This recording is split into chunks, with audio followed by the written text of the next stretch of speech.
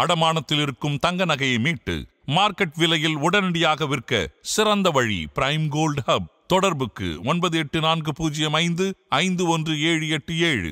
தங்கத்தை மட்டுமல்ல, உங்கள் தன்னம்பிக்கையையும் மீட்டுத் தருகிறோம். தெய்வத்தின் அருள் இப்போது உங்கள் கையில். 100% தூய்மையான சில்வர் காயின் உங்கள் இஷ்ட தெய்வத்தின் அழகான உருவத்துடன் உடனே ஆர்டர் செய்ய நிபுராவை அணுகுங்கள்.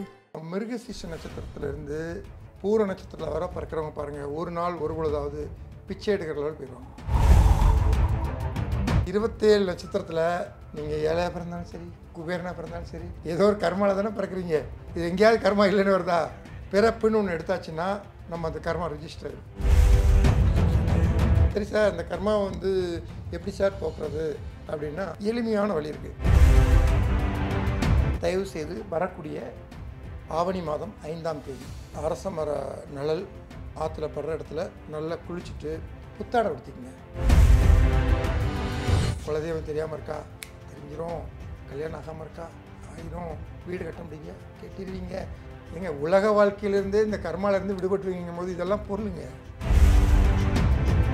நீங்கள் வளர்ப்பிறையில் பிறந்திருக்கீங்களா? தேய்பிறையில் போங்க. தேய்பிறகு முழுமையான இருட்டு. நீங்கள் ஒளிச்சத்தில் பிறந்திருக்கீங்க.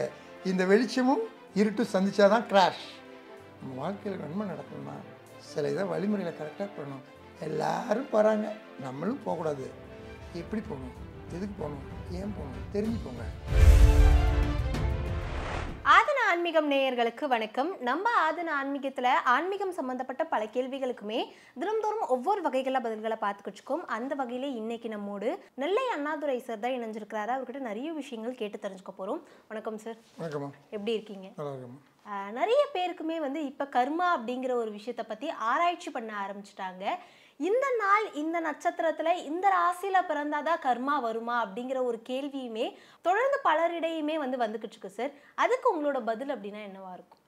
அதாவது நல்ல கேள்வி தான். ஏன்னா இந்த கலியுகத்தில் இப்போ கர்மாவில் சிக்கி தான் நம்ம நிறைய டென்ஷன், கோபம், அதனால் நிறைய பின்னடைவுகளை சந்திச்சிட்டு இருக்கிறோம்.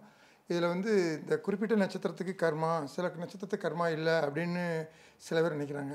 இப்போ நான் உங்களுக்கு சொல்கிறேன் பாருங்கள், அதில் யார் யாருக்கு கர்மா இருக்குன்னு உங்களுக்கு தெரியும். மொத்த நட்சத்திரத்தின 27.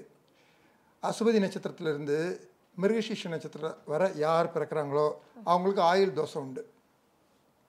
இந்தியாவில் எப்படி இறந்தாலும் சரி, அவங்க சூசைட் பண்ணாலும் சரி, ஆக்சிடெண்ட் ஆனாலும் சரி, இயற்கை மரணம் அடைஞ்சாலும் சரி, இவங்களெல்லாம் நீங்கள் செக் பண்ணி பாருங்கள், இளமை மரணம் இவங்க தான் அடைவாங்க. அசுபதியிலேருந்து மிருகசீஷ நட்சத்திரம் வர ஆயுள் தோஷத்தில் பிறக்கிறவங்க, மிருகசீஷ நட்சத்திரத்திலேருந்து பூர நட்சத்திரம் வர பிறக்கிறவங்க, திதி தோஷத்தில் பிறக்கிறவங்க. திதினா என்னது? பணம். திதினா இருட்டுமாங்க, பணமாங்க. நீங்கள் இந்த உலகத்துக்கு, கலியுகத்துக்கு அருள் இல்லாதவர்களுக்கு அவ்வுலகம் இல்லை, பொருள் இல்லாதவர்களுக்கு இவ்வுலகம் இல்லை. அப்போ மிருகசீஷ நட்சத்திரத்திலேருந்து பூர நட்சத்திரத்தில் வர பிறக்கிறவங்க பாருங்கள், ஒரு நாள் ஒரு பொழுதாவது பிச்சை எடுக்கிறவர்கள் போயிடுவாங்க. பணத்தை சம்பாதிக்க தெரியும், சேமிக்க தெரியாது. சரியான நேரத்தில் அதை சேமிக்க தெரியாமல் ஒருத்தர்கிட்ட போய் கையை கட்டி பணத்துக்காக அவன் சொல்கிறதுக்கெல்லாம் குட்டிக்கரணம் போடணும். அப்போ இந்த நட்சத்திரங்கள் மிருகசீஷ நட்சத்திரத்திலேருந்து பூர நட்சத்திரம் வர திதி தோஷத்தில் பிறப்பாங்க. இவங்க பணத்துக்காக அல்லாடுவாங்க. அதே மாதிரி மிருகசீஷ நட்சத்திரத்திலேருந்து விசாக நட்சத்திரம் வர பிறக்கிறவங்க நட்சத்திர தோஷத்தில் பிறக்கிறவங்க.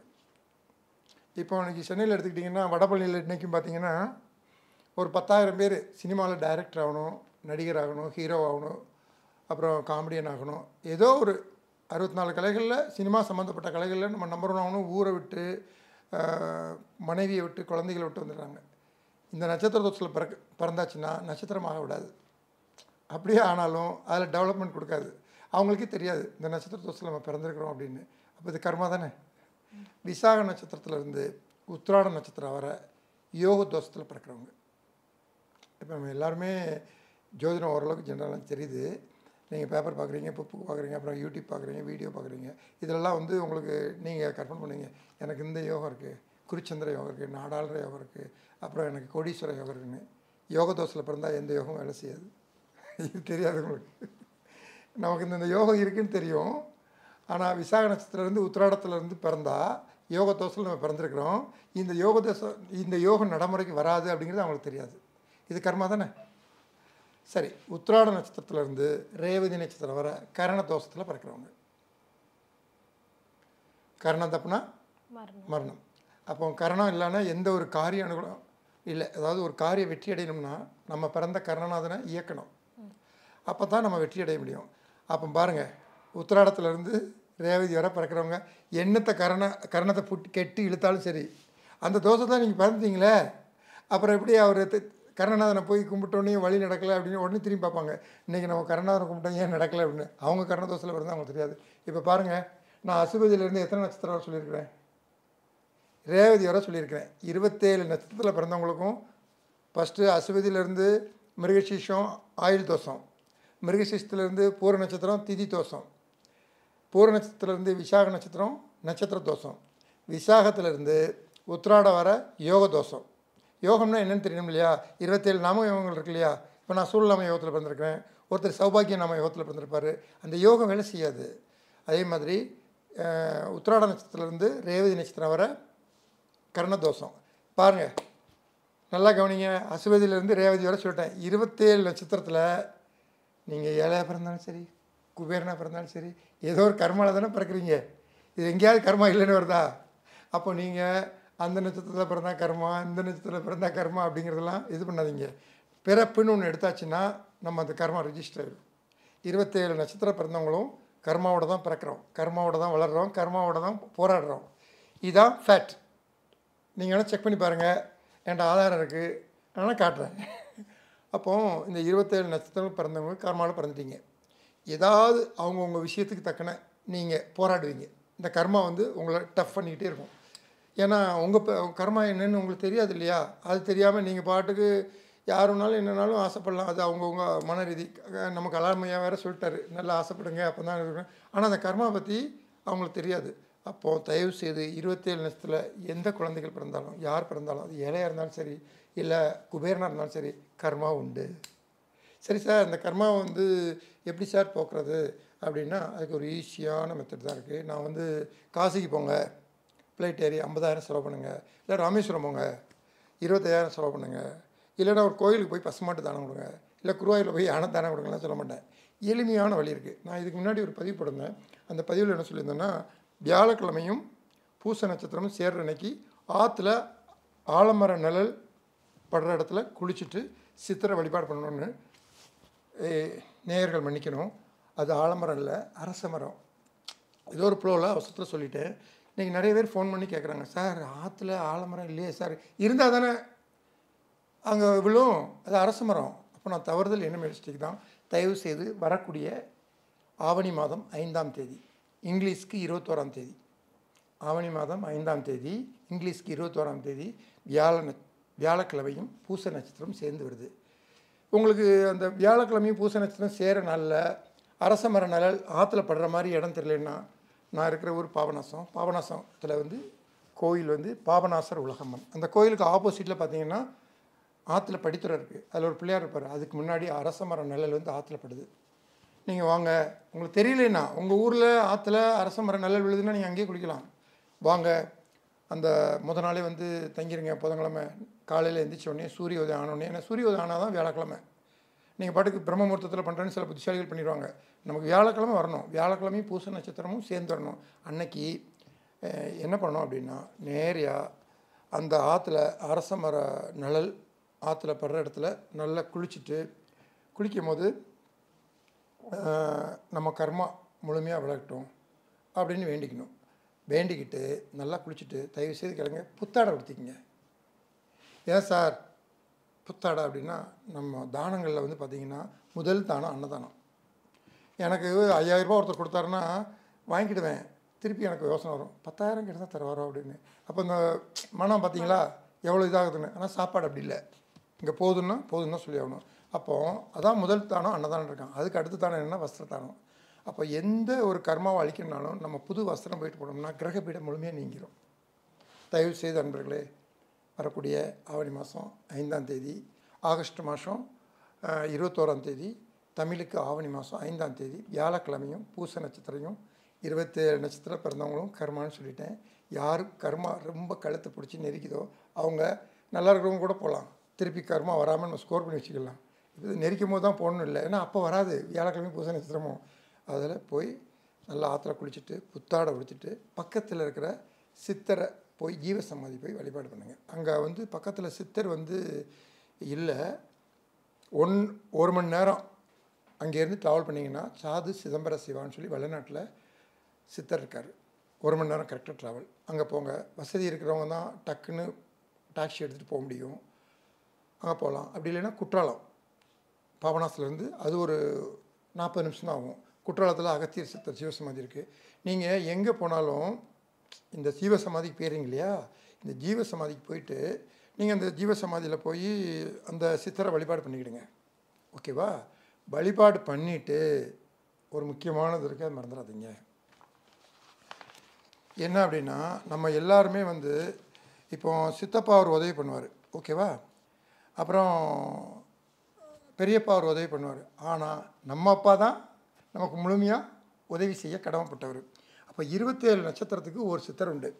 அது என்ன சித்தர் அப்படின்னா, அஸ்வினி நட்சத்திரத்துக்கு காலங்கிநாதர் கஞ்சமலை, பரணி நட்சத்திரத்துக்கு சித்தர் போகர் பழனிமலை, கிருத்திகை நட்சத்திரத்துக்கு ரோமரிஷி, ரோகிணி நட்சத்திரத்துக்கு சித்தர் மச்சமுனி திருப்பரங்குன்றம், மிருகசீஷ நட்சத்திரத்துக்கு பாம்பாட்டி சித்தர் சங்கரங்கோவில், திருவாதிரை நட்சத்திரத்துக்கு இடைக்காடர் திருவண்ணாமலை, புனர்பூச நட்சத்திரத்துக்கு தன்வந்திரி வைத்தீஸ்வரன் கோவில், பூச நட்சத்திரத்துக்கு கமலமுனி திருவாரூர், ஆயிலிய நட்சத்திரத்துக்கு அகத்தியர் குற்றாலம் பொதியமலை, மக நட்சத்திரத்துக்கு சிவவாக்கிய சித்தர் கும்பகோணம், பூர நட்சத்திரத்துக்கு ராமதேவர் சித்தர் அழகர்மலை, உத்திர நட்சத்திரத்துக்கு காகபுஜண்டர் திருச்சி மாவட்டம், அஸ்த நட்சத்திரத்துக்கு சித்தர் கரூரார் தஞ்சாவூர், சுவாதி நட்சத்திரத்துக்கு சித்தர் புலிப்பாணி, விசாக நட்சத்திரத்துக்கு சித்தர் நந்தீசர் காசி, அனுச நட்சத்திரத்துக்கு வால்மீகி எட்டுக்குடி, கேட்ட நட்சத்திரத்துக்கு பகவான் வியாசர், மூல நட்சத்திரத்துக்கு பதஞ்சலி முனிவர் ராமேஸ்வரம், பூராட நட்சத்திரத்துக்கு ராமதேவர் அழகர்மலை, உத்திராட நட்சத்திரத்துக்கு சித்தபிரான் கொங்கணர், திருவோண நட்சத்திரத்துக்கு தட்சிணாமூர்த்தி சுவாமிகள் பாண்டிச்சேரி, அவிட்ட நட்சத்திரத்துக்கு திருமூலர் சிதம்பரம், சதய நட்சத்திரத்துக்கு கோபாலர், பூரட்டாதி நட்சத்திரத்துக்கு ஜோதிமுனி, உத்திரட்டாதி நட்சத்திரத்துக்கு தமரகர் சித்தர், ரோகிணி நட்சத்திரத்துக்கு சுந்தரானந்தர் மதுரை. இப்போ இந்த சித்தர்கள் 27 நட்சத்திரத்துக்கு சொல்லியிருக்கேன் இல்லையா, இதை எப்படி நீங்கள் வழிபாடு பண்ணுங்கிறத ஞாபகம் வச்சுக்கோங்க. எப்போவுமே ஞாபகம் வச்சுக்கோங்க, ஒருத்தர் ஒரு நட்சத்திரத்தில் பிறக்கிறாருன்னா அந்த நட்சத்திரத்தை அவர் இயக்குனா பலன் கிடைக்காது. அதிர்ஷ்டமான நட்சத்திரம்னு உண்டு எல்லா பிறப்புக்கும். இப்போ உதாரணம் சொல்கிறேன்னா, நான் மக நட்சத்திரம், எனக்கு 13வது நட்சத்திரம் வந்து திருவோணம், இதுதான் எனக்கு அதிர்ஷ்ட நட்சத்திரம். இப்போ நீங்கள் 27 நட்சத்திரத்தை குறிச்சிருப்பீங்க வேகமாக, அந்தந்த நட்சத்திரத்தை வழிபாட பண்ணக்கூடாது. நீங்கள் பிறந்த நட்சத்திரத்துக்கு 13வது நட்சத்திரம் எது, அந்த சித்தர் எது, அவர்கிட்ட போய் இந்த வியாழக்கிழமையும் பூச நட்சத்திரமும் நான் சொல்லியிருக்கேன், பாபநாசத்தில் கோயிலுக்கு எத்தாக்கில் ஆற்றுல ஆலமரம் நிழல் படுது, குளிங்க, புத்தாடை உடுத்திக்கிடுங்க, அங்கே உள்ள சித்திரை வணங்குங்கன்னு. உங்கள்கிட்ட ஒரு கேள்வி எழும், ஒரு சாதாரண பாமர மக்கள், சார் ஒரு சித்தர் வந்து காசின்னு இருக்கீங்க, நான் பாபநாசத்தில் குளிச்சுட்டு எப்படி சார் காசிக்கு போங்க? நல்ல கேள்வி தான், யோசிங்க. எந்த சித்தர் வேணாலும் போங்க, உங்களுக்கு பிறந்த நட்சத்திரத்துக்கு 13வது நட்சத்திர சித்தர் இருக்கார் இல்லையா, அவர் பேரை உச்சரித்து ஒரு 24 நிமிஷம் அப்படியே தியானத்தில் இருந்துருங்க. காசி இல்லை, காஷ்மீரில் இருந்தாலும் சரி, இங்கே இருந்து அங்கே எனர்ஜி போகும். எல்லாருமே எல்லா இடத்துக்கும் போனால் முடியாதுங்க. எது லாஜிக்கோ அதை மட்டும் பயன்படுத்துங்க. நீங்கள் எந்த சித்தர் சமாதிக்குனாலும் போகலாம். உங்கள் நட்சத்திரத்துக்கு 13வது அதிர்ஷ்ட நட்சத்திரத்தை சித்தருடைய பேரை நீங்கள் எந்த ஜீவ சமாதியில் இருக்கிறீங்களோ பத்மாசனம் தெரிஞ்சுதான் போட்டுக்கிட்டு, இங்கே பாருங்கள், இந்த சின்னத்தை இப்படி வச்சுக்கிட்டு ஓம் சிவ சிவ ஓம் அப்படிங்கிற இது பண்ணிவிட்டு முதல்ல நீங்கள் போகக்கூடிய சித்தருக்கு ஒரு அட்டென்ஷன் போட்டுருங்க. உங்கள் சித்தர் பேர் இதில் சொல்லியிருக்கேன் பாருங்கள், நீங்கள் பிறந்த நட்சத்திரத்துக்கு 13வது நட்சத்திரம் தான் அதிர்ஷ்ட நட்சத்திரம். அந்த சித்தருடைய வாக்கியத்தை, இப்போ திருமூலர்னா திருமூலர் போற்றி, திருமூலர் போற்றி, திருமூலர் போற்றி, அவ்வளோதான். இப்போ எனக்கு திருவோண நட்சத்திரத்துக்கு தட்சிணாமூர்த்தி சுவாமிகள் பாண்டிச்சேரின்னு வருது. நான் போய் பாபநாசத்தில் வியாழக்கிழமையும் பூச நட்சத்திரம்னு கொள்ள மாட்டேன், நேராக பாண்டிச்சேரிலாம் போக மாட்டேன். அப்படியே போனாலும் அது வரை பூச நட்சத்திரம் நிற்காது. நான் அங்கே உள்ள ஜீவ சமாதிக்கு போயிட்டு அவங்களுக்கு ஒரு அட்டென்ஷன் போட்டு தட்சிணாமூர்த்தி சுவாமிகள் போற்றி அப்படின்னு ஒரு 24 நிமிஷம், ஒரு நாளிகை. கர்மா வந்து கடையில் வாங்குகிற போண்டா வடை இல்லைங்க, ஜென்மாவை கடக்கிறது. எதுக்குமே நம்ம டைமிங் கொடுக்கணும். சும்மா எடுத்தோம் கவுத்தோம் போனோம் அட்டென்ஷன் பண்ணோம் ஹாய் அப்படின்லாம் சொன்னாலாம் நடக்காது. அப்போ நம்ம கர்மாலேருந்து முழுமையாக விடுபடணும். இந்த உலக வாழ்க்கையில் எல்லாரும் மாதிரியும் நம்ம நல்லா இருக்கணும். இந்த ஜென்ரேஷனோட நம்ம குழந்தைகளுக்கு கர்மா பரவக்கூடாது அப்படின்னு யார் யார் நினைக்கிறீங்களோ அத்தனை பேரும் இதை கரெக்டாக ஃபாலோ பண்ணுங்கள். பாருங்கள், ரொம்ப செலவெல்லாம் சொல்லலை. பானஸில் குடிக்கிறீங்க, ட்ரெஸ் போடுறீங்க, பக்கத்தில் இருக்க ஜீவசம் மாதிரி சொல்லிட்டேன். வளநாடு சித்தர் 1 மணி நேரம் தான். இந்த சைடு குற்றாலம் போனீங்கன்னா 40 நிமிஷம் தான். ரெண்டுக்குமே பஸ் சர்வீஸ் இருக்குது. வளநாடு கூட நீங்கள் பஸ் திரும்ப குற்றாலத்துக்கு வேண்டாம். அங்கே இருக்கிறது யார்? அகத்திய முனிவர், சித்தர்களுக்கெல்லாம் தலைவர். அவர்கிட்ட போய் அட்டென்ஷன் போட்டுறீங்க, அந்த ஜீவசமையில் உட்காந்துறீங்க. உங்கள் நட்சத்திரத்துக்கு 13வது நட்சத்திரத்துக்கு உண்டான அதிர்ஷ்ட நட்சத்திர சித்தரோட பேரை 24 நிமிடம் பத்மாசனத்துலேருந்து எடுக்காமல் எந்த ஃபோன் இருந்தாலும் சரி அசைன்மெண்ட் கொடுக்காதீங்க. ஃபோனை ஆஃப் பண்ணிடுங்க. இதிலேருந்து முழுமையாக நீங்கள் இது பண்ணிடலாம். உங்களுடைய ஜென்ரேஷனுக்கும் சொல்ல இருக்கலாம். குலதெய்வம் தெரியாமல் இருக்கா? தெரிஞ்சிடும். கல்யாணம் ஆகாமல் இருக்கா? ஆயிரும். வீடு கட்ட முடியலையா? கட்டிடுவீங்க. ஏங்க உலக வாழ்க்கையிலேருந்தே இந்த கர்மாலேருந்து விடுபட்டுருவீங்கும் போது இதெல்லாம் பொருளுங்க. எல்லாத்துலேயும் கடந்துடலாம். நீங்கள் அந்த கோயிலுக்கு போங்க, இந்த கோயிலுக்கு போங்க, பூஜை பண்ணுங்கள், புனஸ்காரம் பண்ணுங்கள், மாலை வாங்கி போடுங்க, அப்புறம் தட்சணை கொடுங்கன்னு நான் சொல்லலை. நீங்கள் செய்ய வேண்டியது வியாழக்கிழமையும் பூச நட்சத்திரமும் வருகின்ற ஆகஸ்ட் மாதம் 21ஆம் தேதி, ஆவணி மாதம் 5ஆம் தேதி இது ரெண்டும் இணையுது, அபூர்வமாக இணையும். அப்புறம் இன்னொரு முக்கியமான பதிவு கேட்டுக்கிற அன்பர்கள் தயவு செய்து கொஞ்சம் மைனூட்டாக கேளுங்க. கர்மாங்கிறது சும்மா இல்லை, கரெக்டாக இது பண்ணிங்கன்னா தெரியும். நீங்கள் வளர்பிறையில் யார் பிறந்திருக்கிறீங்களோ அவங்க தேய்பிறையில் வரக்கூடிய பூச நட்சத்திரத்தையும் வியாழக்கிழமையும் எடுக்கணும். தேய்பிறையில் யார் பிறந்திருக்கீங்களோ அவங்க வளர்பிறையில் வரக்கூடிய பூச நட்சத்திரமும் வியாழக்கிழமையும் எடுக்கணும். ஏன் இந்த முரண்பாடுன்னு கேட்பீங்க. இப்போ வரக்கூடியது வந்து தேய்பிறையில் வருது, ஓகேவா? நான் வந்து வளர்பிறையில் பிறந்தவன். ஏங்க 1000 வாட்ஸ் பல்பு எரியுது, அங்கே போய் ஒரு 100 வாட்ஸ் பல்புன்னு ஏற்றினா என்ன ஆகும்? என்ன மேடம்? அந்த வாட்ஸில் இது தெரியாது மேடம். 1000 வாட்ஸ் எரியும் போது 100 வாட்ஸ் பண்ணி தெரியுமா? அப்போ வளர்பிறையில் பிறந்த நீங்களும் வளர்பிறையில் போய் திருவண்ணாமலை கிரிவலம் சுற்றிட்டு ஏன் நன்மை கிடைக்கலன்னா அங்கே எடுக்கிறது எவ்வளோ பெரிய 1000 வாட்ஸு, நீங்கள் 100 வாட்ஸு தெரிய மாட்டீங்க. நீங்கள் வளர்பிறையில் பிறந்திருக்கீங்களா? தேய்பிறையில் போங்க. தேய்பிறைங்கிறது முழுமையான இருட்டு. நீங்கள் ஒளிச்சத்தில் பிறந்திருக்கீங்க. இந்த வெளிச்சமும் இருட்டும் சந்திச்சாதான் கிராஷ். நம்ம வாழ்க்கையில் நன்மை நடக்கணும்னா சில இதை வழிமுறையில் கரெக்டாக பண்ணணும். எல்லோரும் போகிறாங்க, நம்மளும் போகக்கூடாது. எப்படி போகணும், எதுக்கு போகணும், ஏன் போகணும் தெரிஞ்சு போங்க. நீங்கள் வளர்பிறையில் பிறந்திருக்கீங்கன்னா தேய்பிறையில் உள்ள பூச நட்சத்திரத்தையும் வியாழக்கிழமையும் மிஸ் பண்ணிடாதீங்க. தேய்பிறையில் பிறந்திருக்கீங்கன்னா வளர்பிறையில் வரக்கூடிய பூச நட்சத்திரமும் வியாழக்கிழமையும் மிஸ் பண்ணிடாதீங்க. தயவுசெய்து இது எத்தனை பேருக்கு முடியுதுன்னு தெரில. ஹெல்த் நல்லா இருக்கிறவங்க இந்த இது முடிகிற வரை சாப்பிடாதீங்க. ஏங்க கர்மானா என்ன சும்மா நினச்சிட்டு இருக்கீங்களா? டிகாஷன் காப்பி கிடையாது, ஆர்டர் பண்ணோன்னே வர்றதுக்கு, இந்த ஜென்மாவிலேருந்து நம்ம மீள்றதுக்கு. அப்போ அன்னைக்கு தயவு செய்து நல்லா குளிச்சுட்டு புத்தாடை உடுத்திட்டு ஏத்தாக்கில் இருக்கிற உலகம்மன் பாவனாசம் ஒரு அட்டென்ஷன் போடுங்க. ஏன்னா அந்த வாய்ப்பை கொடுத்தது அவங்க தானே, அவங்களுக்கு ஒரு அட்டென்ஷன் போடுங்க. போட்டு உங்கள் முன்னோர்களை வணங்கிட்டு நேராக சித்தர்கள் சமாதிக்கு போய் அந்த சித்தருக்கு ஒரு அட்டென்ஷன் போட்டு நான் சொல்லியிருக்கிற 27 நட்சத்திரமும் உங்கள் நட்சத்திரத்துக்கு 13வது நட்சத்திரம் எந்த நட்சத்திரம் அதிர்ஷ்ட நட்சத்திரமோ அந்த நட்சத்திர பேரை சொல்லி ஒரு 24 நிமிஷம் பத்மாசனத்தில் உட்காந்து நீங்கள் எங்கே இருந்தாலும் எங்களுக்கு இந்த கர்மாவை கழிக்கணும், இந்த ஜென்மாவிலேருந்து எங்களை மீளணும், எங்களுடைய வம்சாவளி 21 தலைமுறை செய்த பாவங்களை தீர்க்கணும், முப்பிறவியில் செய்த பாவங்களும் எப்பிறவிலும் தொடராமல் இருக்க இப்பிறவியிலேயே என் தாய் வழி வந்த கர்ம வினையும் என் தந்தை வழி வந்த கர்ம வினையும் என்னையும் என் குடும்பத்தாரையும் என் குழந்தைகளையும் என் வம்சாவளியும் விட்டு இன்றோடு நிவர்த்தியாகட்டும்னு சொல்லி அந்த சித்தருக்கு ஒரு வணக்கம் போட்டு வாங்க. என்னெல்லாம் பார்க்க வேண்டாம், ஃபோன் பண்ண வேண்டாம், அப்பாயின்மெண்ட்லாம் கேட்க வேண்டாம். நீங்கள் எல்லா மக்களும் நல்லா இருக்கணும். இதில் எத்தனை பேர் போகிறீங்களோ அந்த கர்மா எனக்கும் உதவும், என் முன்னோர்களுடைய ப்ளஸிங் கிடைக்கும். எல்லோரும் நல்லா இருப்பாங்க, இந்த மீடியாவும் நல்லாயிருக்கும், பார்க்குற நீங்களும் நல்லா இருப்பீங்க, எல்லோரும் நன்மை அடையணும். ஏற்கனவே ஒரு தவறு பண்ணிட்டேன், அந்த தவறே இதை சரி. இப்போ நிறைய ஃபோன் பண்ணாங்க, சார் ஆலமரம் ஆற்றுல இல்லை சார், எங்கே சார் இருக்கீங்க சார்? நம்ம பண்ண தவறுக்கு அவங்க தட்டிட்டு இருக்காங்க பாருங்கள். அந்த தவறுக்கு பிராயச்சித்தமாக தான் அந்த பதிவு.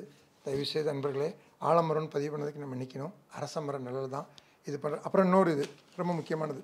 இப்போது உங்களுக்கு ஒரு கேள்வி எழலாம், சார் எல்லாம் சொல்லிட்டீங்க சார், எந்த டயத்தில் சார் நாங்கள் போனால் அது சிறப்பாக இருக்கும் அப்படின்னு. கேதுவோட நட்சத்திரம் அஸ்வதி மகம் மூலத்தில் லக்னப்புள்ளி இருந்தாலும் சரி, இல்லை நட்சத்திரமாக இருந்தாலும் சரி, உங்களுக்கு ஃபேவரட் நாள் சனிக்கிழமை, சனி ஓர சனியோட நட்சத்திரம். அப்போது இந்த நட்சத்திரம் வந்து பாருங்கள், நான் பூச நட்சத்திரம் வியாழக்கிழமை கொடுத்துருக்கேன்ல, உங்களுடைய ஃபேவரட் நாள் வராட்டாலும் ஓர வரும் இல்லையா? ஒரு நாளைக்கு ஒரு ஓரை 3 திருப்பு வரும். அதில் எந்த ஓரையை ஃபஸ்ட்டு பிடிக்க முடியுமோ கேட்ச் பண்ணிடுங்க. ஏன்னா நமக்கு ஃபேவரட்டான நேரத்தில் போனால் தான் அந்த தெய்வமும் கதவு திறக்கும். சும்மா குருட்ட மணிக்கெலாம் போகக்கூடாது. நெக்ஸ்ட்டு அப்புறம் சந்திரனோட நட்சத்திரத்தில் பிறந்தவங்களுக்கு திருவோணம், ஹஸ்தம், ரோகிணி இவங்கெல்லாம் சந்திரனோட நட்சத்திரத்தில் பிறந்தவங்க. இந்த நட்சத்திரக்காரர்கள் தயவு செய்து இவங்களுக்கு வெள்ளிக்கிழமை பேவர் டே. சுக்கிரனோட நட்சத்திரம் பரணி, பூரம், பூராடம், பேவர். அதுக்கப்புறம் சுக்கிர ஓரை பேவர் எல்லாம் வராது. சுக்கிர ஓரை வரும் அன்னைக்கு. அந்த ஓரையில் நீங்கள் போய் அட்டென்ஷனை போட்டுருங்க. 1 மணி நேரத்தில் என்ன முடியுமோ கர்மாவை கழிச்சு வந்துடுங்க. நெக்ஸ்ட்டு சனியோட நட்சத்திரம் அனிஷம், பூஷம், உத்திரட்டாதி இந்த 3 நட்சத்திரத்தில் பிறந்தவங்களுக்கு ராகு காலம் சிறப்பு. ராகுவோட நட்சத்திரமான திருவாதிரை, சுவாதி, சதயம் சிறப்பு. அப்போ தயவு செய்து நண்பர்களே அன்றைக்கி ஒரு ராகுகாலம் வரும். வெயிட் பண்ண தான் செய்யணும். எல்லாருக்குமே நினச்சோன்னே போனவங்களுக்கு இல்லாமல் டிக்கெட் கொடுத்துட்றாங்க. வெயிட்டில் தான் வரிசையில் தானே போகிறோம். அது மாதிரி தான் இந்த சனியோட நட்சத்திரத்தில் பிறந்தவங்க ராகு காலத்தை விடாதீங்க, ராகுவோட நட்சத்திரத்தை விடாதீங்க. இதுக்கு உண்டான பேவரட் நீங்கள் எடுக்கும் போது கண்டிப்பாக உங்களுடைய கோரிக்கை நிறைவேறும். அடுத்து சுக்கிரனோட நட்சத்திரம் பரணி, பூரம், புராடம் இதில் யார் பிறந்திருந்தாலும் சரி இவங்களுக்கு திங்கக்கிழமை பேவர் டே. அப்போ திங்கக்கிழமை சந்திர ஓரை. சந்திரனோட நட்சத்திரமான ரோகிணி, அஸ்தம், திருவோணம் சூப்பர். நீங்கள் எந்த ஒரு முயற்சியும் இந்த நட்சத்திரம் பிறக்கவங்க இதில் எடுத்து பாருங்கள். உங்கள் வாழ்க்கையில் எப்படி ஒளி வீசுறீங்கன்னு தெரியும். அப்போ தான் இந்த சித்தரோட அருமையும் உங்களுக்கு புரியும். அடுத்து சூரியனோட நட்சத்திரத்தில் பிறக்கவங்க அதாவது உத்திரம், கார்த்திகை, உத்திராடம் இதெல்லாம் சூரியனோட நட்சத்திரம். இவங்களுக்கு ஃபேவரட் டே வந்து கேதுவோட நட்சத்திரம் அஸ்வதி, மகம், மூலம், யமகண்ட காலம் இதெல்லாம் சூப்பராக இருக்கட்டும். அன்றைக்கி ஒரு யமகண்ட காலம் வரும் நான் சொல்கிற டேட்டில். அதை நீங்கள் ஃபாலோ பண்ணிக்கங்க. இதில் எந்த முயற்சி பண்ணாலும் சரி எல்லாருக்குமே ராகுகாலம் யமகண்டம் ஒத்து வராது. இந்த கார்த்திகை, உத்திராடத்தில் பிறந்தவங்களுக்கு என்ன முயற்சி பண்ணாலும் சரி யமகண்டத்தில் கிளிக் பண்ணிடுவாங்க. கிடைக்காதுன்னு சொன்னாலும் கிடச்சிரும். செவ்வாயோட நட்சத்திரத்தில் பிறக்கிறவங்க மிருகசீஷம், சித்திரை, அவிட்டம் இந்த நட்சத்திரக்காரங்களுக்கு சிறப்பு நாள் ஞாயிற்றுக்கிழமை. சிறப்பு ஓரை சூரிய ஓரை. சிறப்பு நட்சத்திரம் கார்த்திகை, உத்திராடம். இதில் நீங்கள் என்ன முயற்சினாலும் பண்ணுவங்க. இந்த காலங்களில் போய் இந்த சித்திரை வழிபாடு பண்ணுங்கள். கர்மாவிலேருந்து விலகுங்க. அதுக்கடுத்து ராகுவோட நட்சத்திரத்தில் பிறந்தவங்க சுவாதி, திருவாதிரை, சதயம் இவங்களுக்கு ஃபேவரட் டே சந்திரன். அப்போ சந்திரனோட திருவோணம், அஸ்தம், ரோகிணி, மண்டே, திங்கக்கிழமை சந்திர ஓரை எடுத்துக்கங்க. இந்த கர்மா வழிபாடு பண்ணுறதுக்கு இந்த 1 மணி நேரம் போதும். அதுக்கப்புறம் புதனோட நட்சத்திரத்தில் பிறந்தவங்க ஆயிலியம், கேட்ட, ரேவதி இந்த நட்சத்திரத்தில் பிறந்தவங்களுக்கு வியாழக்கிழமை சிறப்பு நாள், சிறப்பு நட்சத்திரம். அதுக்கப்புறம் வியாழ ஓரை, வியாழ நாள், வியாழனோட நட்சத்திரம் என்னது பூரட்டாதி, விஷாகம், புனர்பூசம். மக்களே எந்த அளவுக்கு நான் எடுக்க முடியுமோ எடுத்து கொடுத்துருக்குறேன். திருப்பியும் பதிவு பண்ணுறேன். நீங்கள் தேய்பிறையில் பிறந்திருந்தா வளர்பிறையில் போகிறது சிறப்பு. இதுக்கு மட்டும் இல்லைங்க, எல்லா கதவும் திறக்கும்.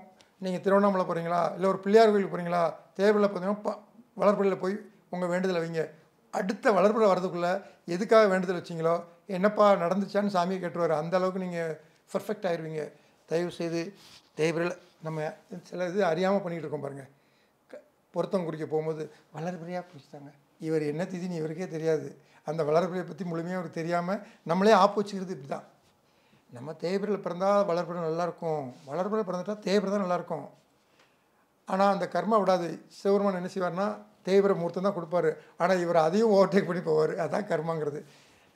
என்னுடைய சிற்றறிவுக்கு உட்பட்டு எந்த அளவுக்கு கர்மாவை விளக்க முடியுமோ நான் கொடுத்துருக்குறேன். ஆதன் மீடியா வியூவர்ஸ் அனைவருக்கும் இந்த வாய்ப்பு கொடுத்த ஆதன் மீடியாவுக்கும் நன்றி கூறி விடைபெறுகிறேன். நன்றி, வணக்கம். நன்றி சார்.